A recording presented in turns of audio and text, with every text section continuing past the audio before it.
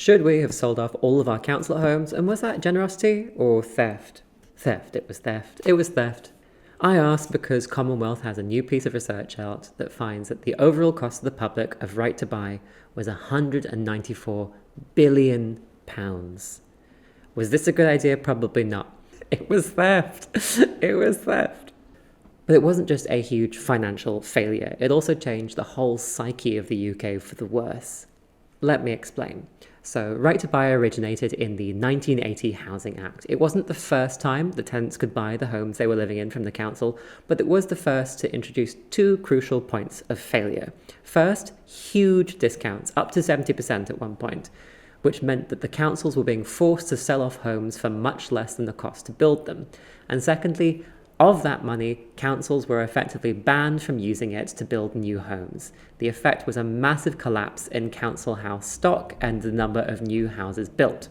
So why do this? Maybe you'd assume it was something to do with saving central government money. That was a big part of Thatcherism. Did this save central government money?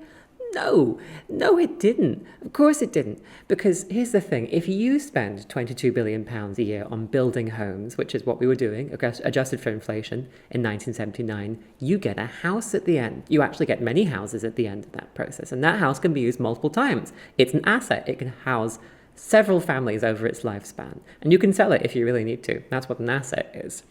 If you stop building houses, and housing becomes more scarce and more expensive and people need help to get housed, you end up having to spend a lot on housing benefit, which is a subsidy to private landlords, which is how you get to a situation in 2022 where the government is spending £27 billion subsidising private landlords. That's more money than they were spending on building homes, and you don't get a house at the end.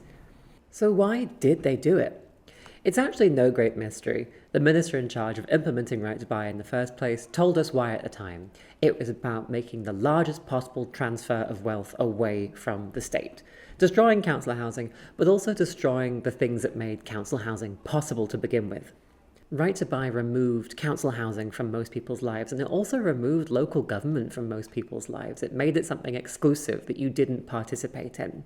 And we still deal with the legacy of that today. We are capable right now in this country of building award-winning social housing for people. But why should councils invest in that when they're going to be sold off and end up on Airbnb in 10 years? So yes, we need to resurrect council housing, desperately, but we also need to resurrect the belief in equality that made it possible in the first place. Countries all over the world are building beautiful, humane, environmentally sustainable public council housing right now. We can do it in this country too. Architects are desperate to do it, maybe not the ones designed the Trump ballroom, but other ones.